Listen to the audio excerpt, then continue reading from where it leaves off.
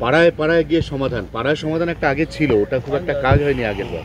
তো এবার আবার বিধানসভা ভোটের আগে ওই পুরনো মদকে নতুন বোতলে ঢেলে বিপণনের চেষ্টায় মুখ্যমন্ত্রী। আসলে পাড়ায় পাড়ায় এত সমস্যা, এত মারপিট, পাড়ায় পাড়ায় টিচারের নাম দিয়ে চাকরির নাম করে টাকা নিয়েছে, কাটমানি, তারপরে এর জন্য কি বলে আপনার লক্ষ্মী ভাণ্ডারের জন্য কাট, এইসব নিতে নিতে পাড়ায় পাড়ায় এত সমস্যা, ওনারা চেষ্টা করলেও সমাধান করতে পারবেন না। সব জায়গায় মারপিট হবে, কলার ধরবেন নেতাদের সমাধান করতে গেলে। তাহলে কি আপনি মনে করছেন যে পাড়ায় পাড়ায় নেতারা যাবে না সাহস করে? না, যাবেন না তো, কতজন গেছে বলুন না, যায় কেউ? ওই 21শে জুলাইয়ে এতে আসে, বাকি কোনো নেতাকে দেখতে পান? আর যে সবচেয়ে বেশি আলো করে বসে থাকতো কেষ্টতাকে উঠতেই দিল না ডায়াসে। এই তো পরিস্থিতি। কতজনকে লুকোবেন আপনি আঁচলের তলায়? এই ডাকাতদেরকে মানুষ জবাব চাইবে, কলার ধরবে। এবং এরপর মমতা ব্যানার্জির হাতে পার্টিও নাই, সরকারও নেই, সমস্ত হুলিগানদের হাতে চলে গেছে। আপনি একক ইয়েতে সংগঠনের জোরে খড়গপুরে যে ভিড় করেছেন তা অত্যন্ত উল্লেখযোগ্য, এবং সেটা কিন্তু রাজ্য রাজনীতিতে নজর কেড়েছে। মানে আপনার তো কয়েকদিন আগেও একটা ডাইলেমার মধ্যে ছিল, আপনি থাকবেন কিনা, আপনি যাবেন কিনা, কিন্তু খড়গপুরের লোক সংখ্যা দেখে কিন্তু অনেকের মাথা ঘুরে যায়। না দেখুন, ভারতীয় জনতা পার্টির কর্মীরা, পরিস্থিতি যাই হোক, তারা আছেন, হয়তো সক্রিয় নাই, তারা পার্টিতে কাজ করতে চান, তারা বাংলায় বিজেপিকে ক্ষমতায় আনতে চান, এটা আমার মনে হয়েছে, তাই আমি ডাক দিয়েছিলাম। তো আমাদের সাংগঠনিক জেলা খুবই মজবুত সংগঠন আছে, মেদিনীপুরের সবচেয়ে এগিয়ে আছে বাংলার মধ্যে। জেলার নতুন সমস্ত টিম তৈরি হচ্ছে, তারা মনে করলেন যে অনেক দিন কোনো বড় প্রোগ্রাম হয়নি, হোক। এবং আমাদের সেই সাথী যারা শহীদ হয়েছেন তাদের শ্রদ্ধাঞ্জলির নাম করে সবাই এসেছিলেন। নিঃসন্দেহে এটা খুব আনন্দের। বর্তমান বিজেপি কোথায় আছে এটা হচ্ছে তার একটা নমুনা মাত্র। খড়গপুর যে দাদা আপনার চয়েস, এটা আপনি আগের দিন খড়গপুরেও বলেছেন, কিন্তু পরবর্তী ভোটে যদি আপনাকে সেখান থেকে প্রার্থী করা হয় বা না হয়, সেই বিষয়ে আপনি কি আপনার কোনো চয়েসের কথা দলকে জানান? দেখুন, পার্টি আমাকে 3বার ক্যান্ডিডেট করেছে, আমি কখনো টিকিটও চাইনি, পদও চাইনি। পার্টি মনে হয়েছে দেওয়া উচিত। মাননীয় অমিত শাহ প্রেসিডেন্ট ছিলেন, তিনি বলছেন নাই নাই বড়ে লিডার কো লড়না চাইয়ে। আমি 6 মাস প্রেসিডেন্ট হয়েছি, 1 বছর আগে পার্টিতে এসে আমাকে বলা হয় ইলেকশন লড়তে হবে, পার্টির নির্দেশ মেনে নিয়েছি।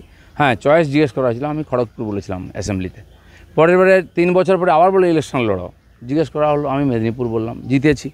তৃতীয়বার আমাকে কেউ জিজ্ঞেস করেনি, পার্টি যা বলেছে আমি গেছি, রেজাল্ট আপনারা জানেন। তো সেই জন্য পার্টিকে আমি বলে দিয়েছি, আমাকে যদি আপনি ইলেকশন লড়তে বলেন আমি লড়বো। আর আমি তো সংগঠন করার লোক।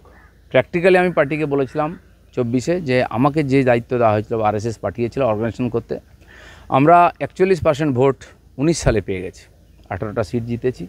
তো এক প্রকার সংগঠন দাঁড়িয়ে গেছে, যেন আমাদের মতো অর্গানাইজারদের কাজ শেষ হয়ে যায়, এখানে অন্য জায়গায় চলে যাই আমরা।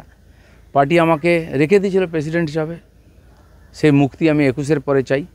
তো আমার কাজটা প্রায় সংগঠনের শেষ হয়ে গেছিলো, হয়তো পার্টি মনে করেছে আর প্রয়োজন আছে, সেজন্য যা কাজ দেবে আমি করবো। তাহলে 26-এ খড়গপুরে বিজেপির প্রার্থী আপনি?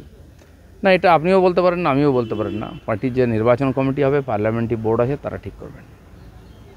চাকরিহারা শিক্ষক শিক্ষিকারা দিবারাত্রি ধর্ণা কর্মসূচি দেখাচ্ছে দিল্লিতে, কি বলবেন? দিল্লিতে অনেক দিন ধরে যাবে বলছিল, আমার সঙ্গে যোগাযোগ আছে, ট্রেন বুকিং করার জন্য কথা হয়েছে। তো ওনারা লম্বা ওখানে একটা ধর্ণা দেবেন বলেছেন। তো তাদের সে অধিকার আছে, তারা কেন্দ্র সরকারের মাননীয় রাষ্ট্রপতির দৃষ্টি আকর্ষণ করছেন যে তাদের প্রতি যে ইনজাস্টিস হয়েছে, এই শিক্ষিত ছেলেমেয়েরা যারা পরীক্ষা দিয়ে যোগ্যতার আধারে চাকরি পেয়েছিলেন, তাদেরকে কিছু চোর নেতার দুর্নীতির জন্য চাকরি হারিয়ে পথে বসতে হচ্ছে।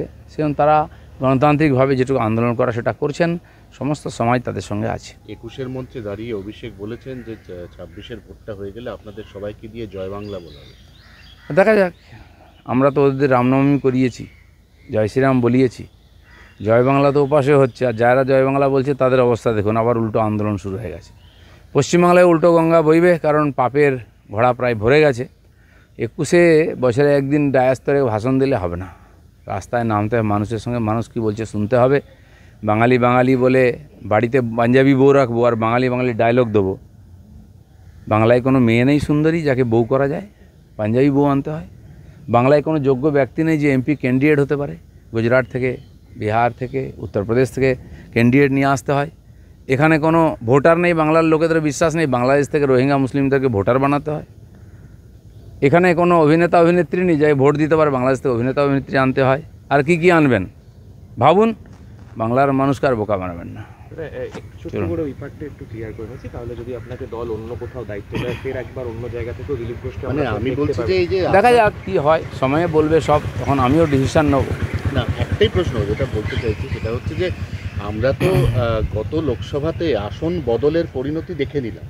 বিজেপি যত কথা বলেছিল আসন বদল করেছে, দেবশ্রীকে উত্তরবঙ্গ থেকে মালা রায়ের এগেনস্টে এনে দাঁড় করিয়ে দেওয়া হয়েছে। এগুলো নিয়ে আপনাদের মধ্যে তীব্র আপত্তি ছিল, কিন্তু আপত্তিটাকে আমল দেওয়া হয়নি, তার ফল পার্টি হাতে নাতে পেয়ে গেছে। তো এবার কি আপনাদের যে চয়েসগুলো সেগুলোকে পার্টি গুরুত্ব দেবে বলে আপনার মনে হচ্ছে? দেখুন, আমরা পার্টির কর্মী, আমাদেরকে নেতা বানিয়েছে পার্টি, এমপি এমএলএ বানিয়েছে পার্টি, পার্টির নির্দেশ আমাদের কাছে আদেশ। তো সময় এলে সব ঠিক হবে। আর আমার মনে হয় পার্টি ওটা এক্সপেরিমেন্ট করেছিল, সফল হয়নি, বাকি পার্টি ভাবছে। Okay, thank you.